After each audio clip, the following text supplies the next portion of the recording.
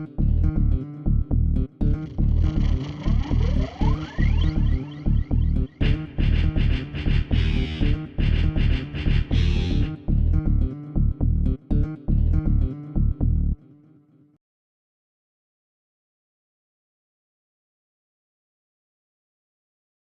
think voyeurism, like being voyeuristic and watching, and is different than violence. Like I think when you're watching like a mainstream porn film, you're just watching two people having sex, positioning. She can be, you know, I don't think that's harmful to women, whether she's on the bottom and he's on top. No. But what if they bring props, you know, and they start using it on the woman, and what's the problem with having those types of fantasies enacted in the bedroom when the woman is a willing participant? I mean, it begs the question, do women have those types of fantasies as well as men? And probably they do.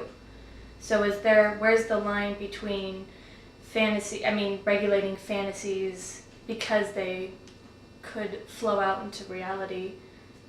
Is that not a reality that women could want as well? I mean, there's a whole bunch of S&M, you know, element that women take part in. There are probably women out there that may enjoy violence or some level of aggression in the bedroom, because maybe that aggression is part of the whole fantasy or sex element. But I think it's a male fantasy. I think that not necessarily that every woman would have those feelings because it was instilled through seeing male-produced images, because pornography is primarily made by men and it reflects their fantasies in general. But and are you talking about the S&M role playing and you may be talking about a different kind of violence? Right. I'm talking about like the choking or the cutting or, you know. In porn? Yeah.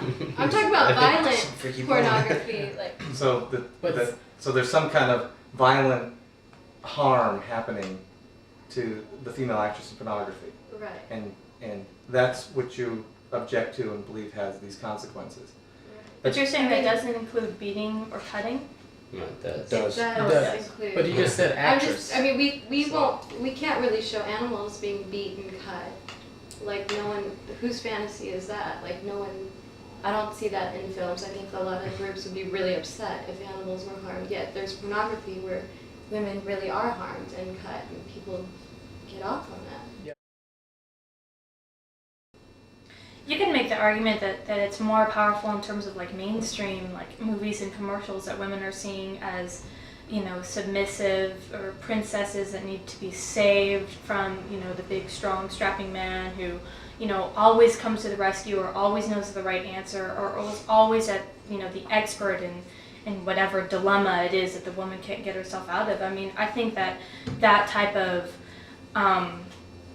element that's found over and over again in all forms of media may be more harmful because it happens day to day than, you know, the very select violent porn, which obviously is not as mainstream as everything else out there. Why are sexual images? It seems like you're trying to argue that they are particularly more impacting upon, like people are more vulnerable to these sexual images than when they're paired with violence. Yes. Right. Why is that? You think that that is a specific male fantasy that? no, I think it's the most negative.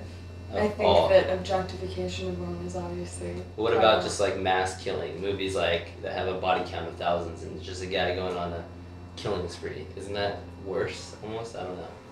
In a porn movie where the woman doesn't die, but maybe she's being quantified in that way.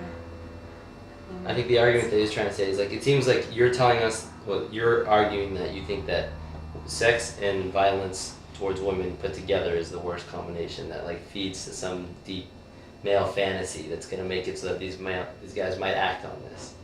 Why not the whole idea of going around on a killing spree? I'm sure that there's people that have had fantasies about just killing. I think it's happened also. So, I think films could possibly. But are you against those films too then, for example? I'm not for censoring them. I think I would be really careful to have my children watch them. Okay. Just like, And so what? So for maybe I didn't for sex that involves violence like that. Are you okay with that being out there too? I really, in terms of actual censorship, I don't know how I feel about it, but I would hope that it would be extremely inaccessible and that it would be really, as it is, I suppose right now, very difficult to obtain in a minority of the depictions. But I it's disagree a with that. growing market. Based on the internet, I disagree with that completely. Oh, definitely. We're speaking as if it's a foregone conclusion that all men like some sort of violence in their sex, and I personally prefer no violence in my sex in either direction. So I mean, we go back to this whole thing, and it's not just men, but a lot of times in this country we blame the media for things, assuming that people are that impressionable and can't make their own decisions, and I disagree with that argument. I think that you're talking about a small portion of the population, probably, hopefully, that enjoys some sort of violence in their sex. And they're the people that are going to, in my opinion, probably the people that seek out that kind of porn. But I could be wrong. But I mean, to speak in terms of condemning all men, that seems a little rough. Definitely. I mean, men are able, it's not, I don't think at all that either of us are kind of insinuating that men can't make rational decisions, but I think that it's a small enough, it creates a climate for a certain number of people where it's a justification. It becomes a very tangible image, a very real kind of depiction that can be turned into something that's acted out. Could the same argument be made for monogamy and adultery? Presume you're all married in monogamous relationships and you see an X-rated movie or a general Hollywood movie that shows people having affairs and really enjoying them. Are such movies problematic because they plant the seed or they encourage you to be non-monogamous? And is that something that we want our culture not to endorse or provide? But you could compare that to any other movie. If you watch some guy go out and kill someone, just the same argument. Does that mean that that person suddenly gets the instinct to go and kill another person? It's the same argument. I kind of see it as every little film, every time you see something like this, every time you see a porno which like there's a sex scene in which the woman's being like kind of thrown around or the guy's controlling her, or there's a lot of pornography in which it's kind of depicted as like the guy's just taking control of the woman and doing what he wants to and it's not up to her. Like every time a guy sees somebody die in a movie or like some horrible scene, it seems like it's adding up in the back of your head and desensitizing you to that particular action, you know? And I can kind of see that in myself. Like, the more you see a certain something, the less it impacts you the next time you see it. And then maybe it'll reach the point someday where, like, if you see it in real life, it won't be as gruesome as it should have been, or it wouldn't have really affected you as much, you know? It depends, but that's why I see a problem with just pornography in general. Like, the idea that a lot of mainstream porn is actually pretty dangerous, I'd say, in a way, and thinking that it could put the idea into, let's say, men that don't have any girlfriends, men that have a hard time getting women and sit there and watch pornography all day long. Eventually, they're going to want to translate that into the real thing. Like, it's going to reach a point where, I guess, pornography and masturbation isn't going to cut it anymore for them. You know what I mean? And that's a danger that I see in just pornography in general. I think the only way nonviolent pornography harms women is just the industry is, I think, harmful to women in that they're using their bodies and sexuality to get money. And there's so many other ways. To use their body to get money? Yeah, there are. I mean... I'm just saying, like, for women who want... Like, but it's a decision, and what you do is you limit their resources by taking away that option. I mean, I heard your who point... Who wants that option? But I mean, the women that are in the industry. do that. I mean, I heard your point earlier about them being psychologically dysfunctional, or because they need money. But the fact is that most of the women tend to make a very good living making those videos. A lot more money than they make by dancing in a club where they take their clothes off, and they're still doing that volitionally. And maybe they need help psychologically. But I think it would be wrong to say that all of them are twisted or all of them are insane. I don't think they're twisted. I think there's a level of desperation and maybe a level of like, I don't know. I can't think of a girl who comes from like a healthy background mentally who would want to take off her clothes. That's a pretty good generalization. Yeah, I mean, I know people that did that because they didn't want to work a full-time job or even a part-time job while paying for school. And it's sad that society But is that- positions that I work economically, 2 that's jobs. a reality. But For I school. don't think that I you don't should take take away off my their clothes. yeah, but I mean that's a moral argument that you're making, and a lot of people don't view stripping or even prostitution as some kind of moral flaw in their makeup. I mean, it's no different for these people than deciding to be an accountant or working in an advertising firm, because that, they're using parts of their body to make money. They're doing that job to make money. To a lot of women out there, it's another job where they can make money. And then, they make good money. Yeah, I still see it. I think it's sad. Like, I feel bad that they have to do that. I agree that you feel. I don't agree. I understand that you feel bad, but I don't see from going from there to generalizing that all of these women are desperate. I mean, For money, not for. I don't know. I don't know anyone where, like, they're looking for a job and they look through the paper and stripping's the first thing. Like, oh, that's for me. Well, I mean, It's been a fact, it's a proven fact that pornography does affect the men's treatment towards women. It's been a study. There was a study that was done it was a job interview. A woman comes in and she interviews for the job for a guy before and after he watches a porn movie, like for different women. And it shows that he's more sexually, how could I say it? He does things he shouldn't be doing in the interview. Takes sexual advantages, sexual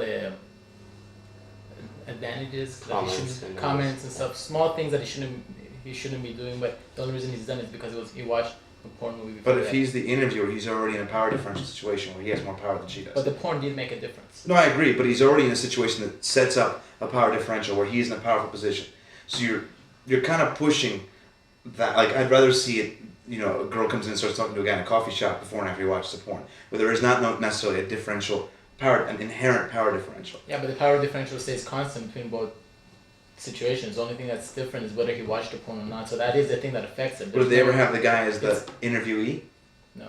I mean, But that's not specific to porn. I mean, I worked on a research project for over a year that all you had to do was be primed with, less sexual gender stereotypes or even ethnic stereotypes, and the effects were the same. So it's not just porn that does that. I mean, you can get basic gender stereotypes of, I don't know, Missy the cheerleader, and that's enough to prime people to rely on specific negative stereotypes. coming from the male perspective, I can tell you that strip clubs probably put men closer to having the real thing. And for a guy who is going to a strip club in like a substitute, or a lot of guys that go to these clubs aren't guys that are normally dating women.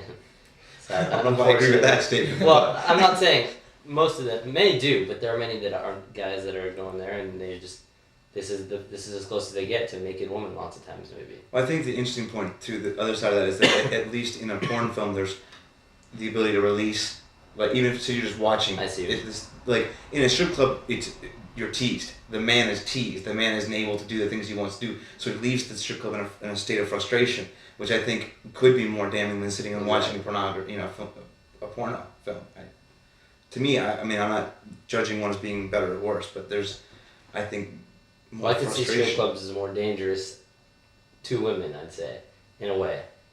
Just the way they get, like you just said, the guy will walk out more frustrated, walk out with like a more tangible, actual thing that he just saw. A porn is like, it's more of a fantasy. It's kind of easy to separate it as a fantasy, more so than a stripper in front of you.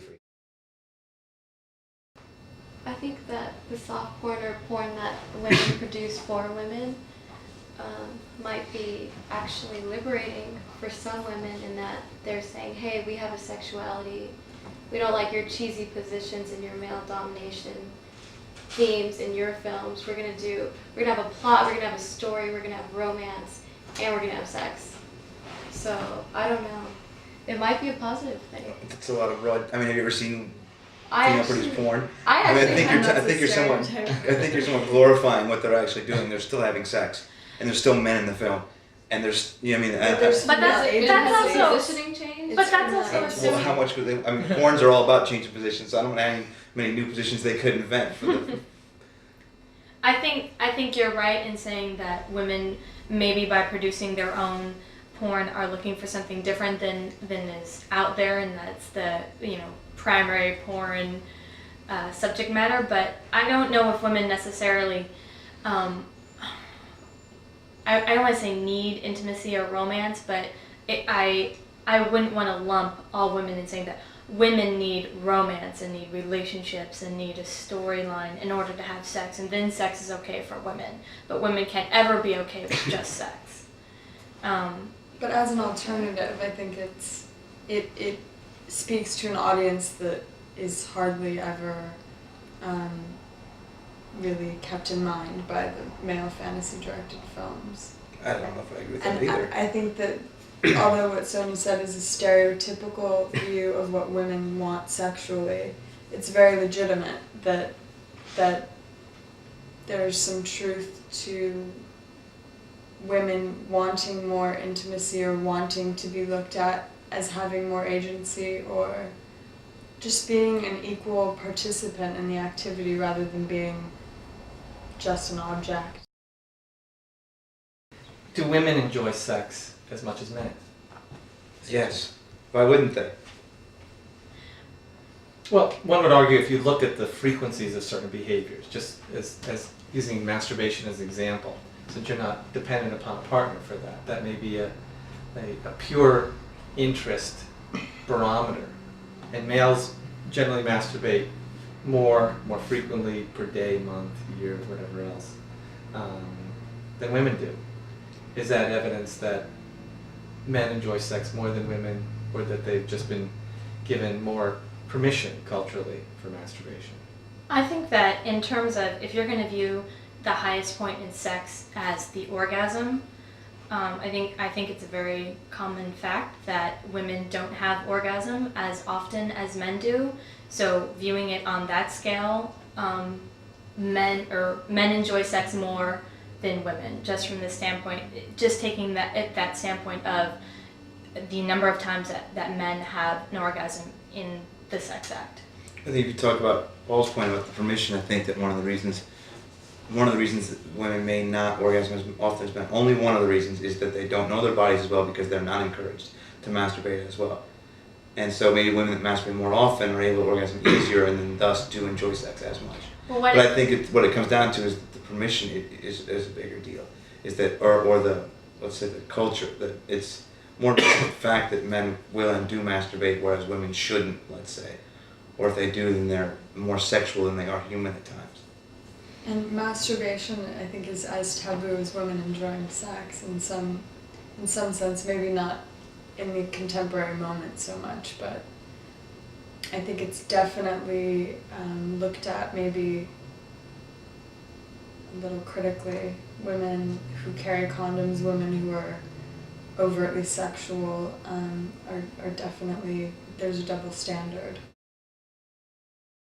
Women are also taught to know your men and please your men, and and learn tricks. I don't know how and true do that is, because all the guys I know, all my friends, they try hard, definitely. Like, everybody wants to know how they can please the woman too. It's not, I definitely don't see it that one-sided as like maybe the stereotypes are out there, but what I was going to say was, I think that is definitely a product of like more recent generations. I don't think it's always been like that.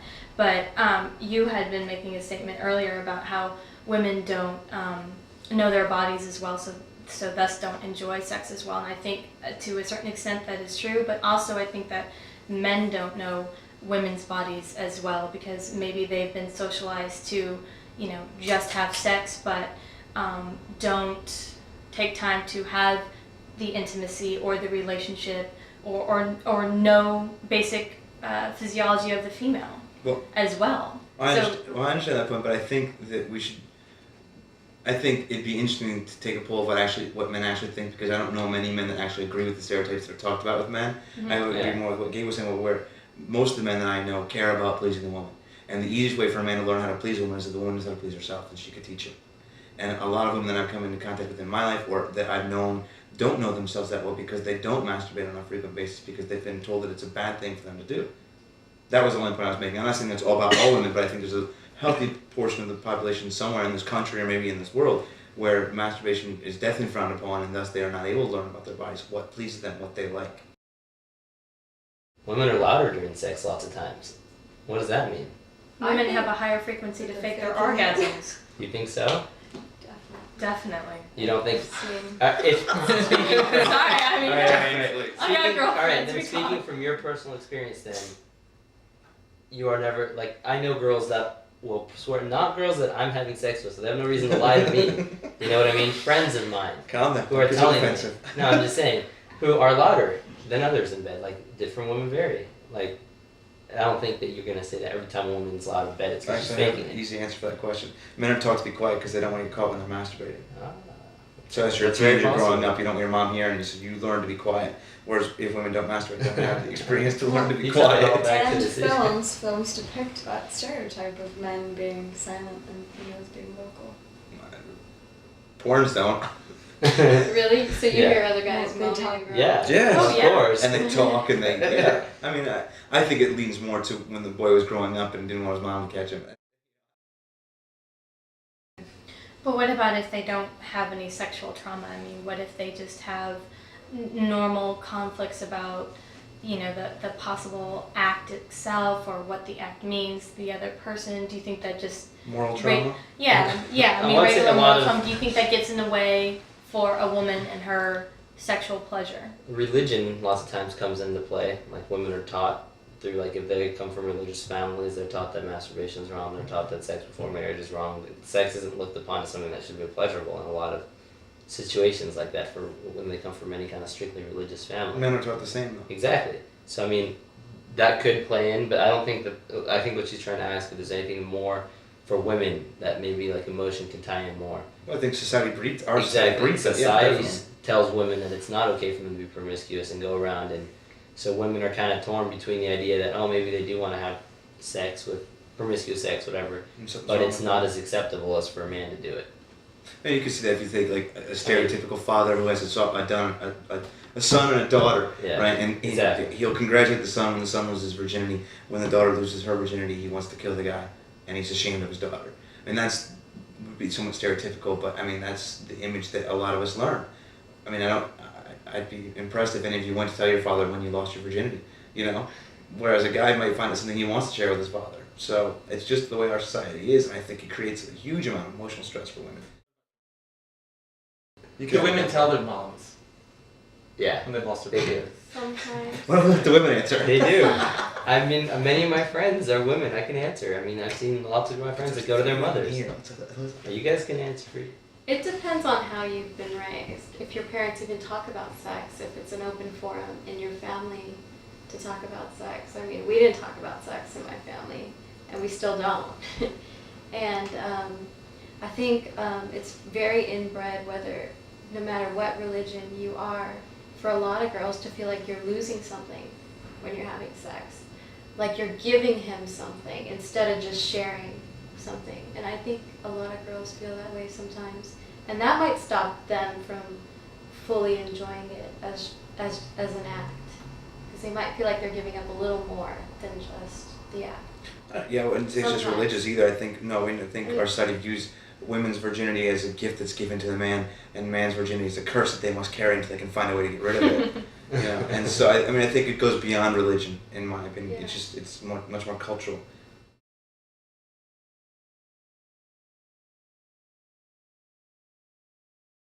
Or you could get into a situation where like a guy perhaps had a homosexual experimentation, and that was something he wanted to try, but he would never do it again.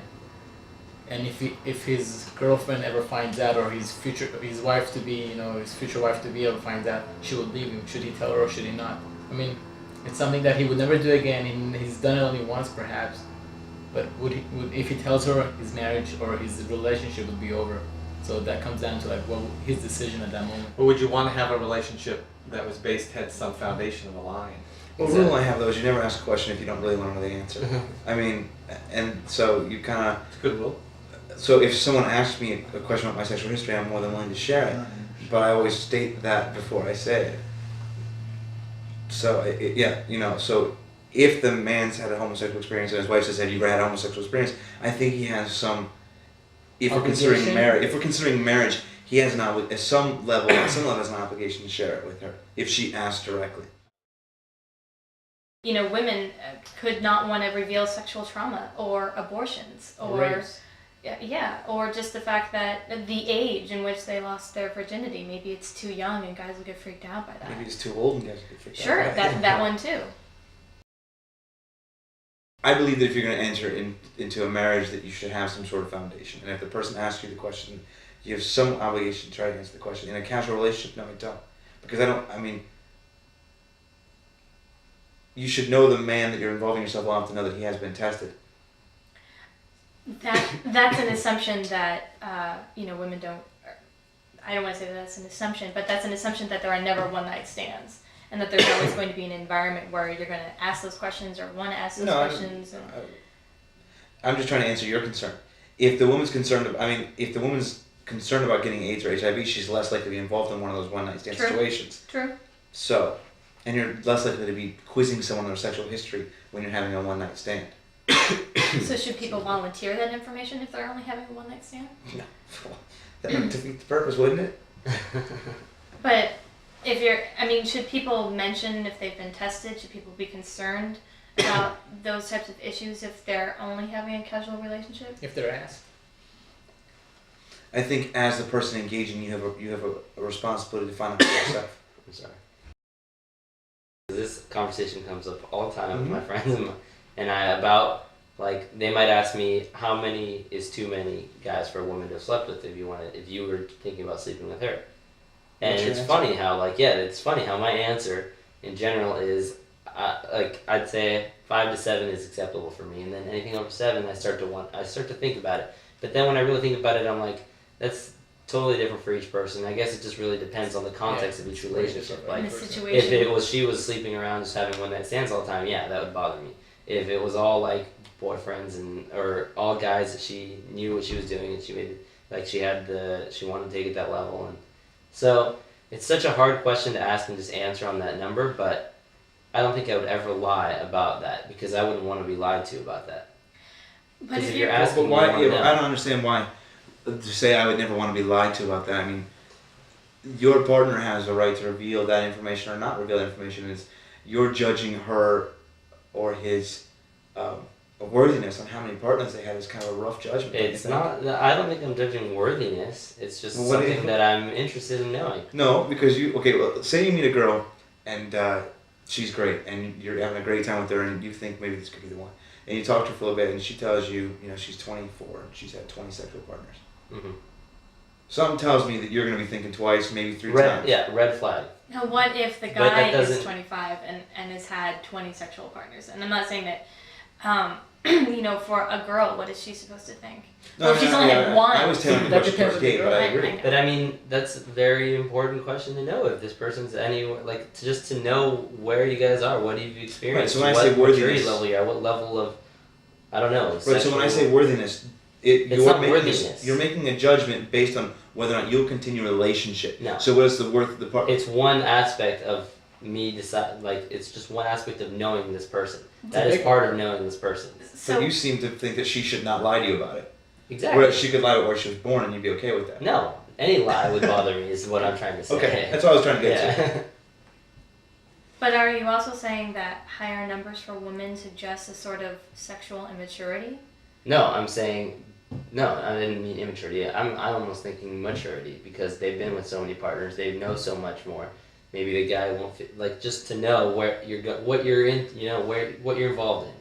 If this is a woman who's slept with 20 different guys, she obviously probably knows a lot more than you do if you've only slept with 2 other girls. But what if she's had 2 men, and those relationships were like multiple years, really long, and that's also something I'd like to know. Plus, the example that you had, like if she's been with 20 guys and you've been let's say with 5 girls, she knows more. Is that a bad thing? No, it's because just part of knowing her. That could be a good thing. Yeah, it's part of understanding her and knowing where she's coming from and how she is and what she's been through. I mean, you learn a lot from just how many partners she had, huh? This is the thing. I'm not saying this is a question that I will always ask. Like you said, if it's a question I don't want to know the answer to, I don't ask it. Mm-hmm. And that's everybody's prerogative, but I think that I don't see the difference in between it. I see where you will draw the line at marriage, but I don't understand why you feel it's so okay to lie on any other stage below marriage. What if she doesn't want to tell you? What if you just want to tell her? I mean, it's the same Yeah, thing. if she doesn't want, then that is something that's a red flag. Like I would question. I would wonder why. Why would somebody have to keep that from someone who you are so open with and who you're willing to be intimate That's with? why I asked you the question. Stereotype. But that's why I asked you the question. You meet a girl and you fall in love, and all of a sudden you find out 6 months in that she's had 50 partners, Mhm. that she actually used to be a prostitute. That's- But you're still in love. What are you going to do?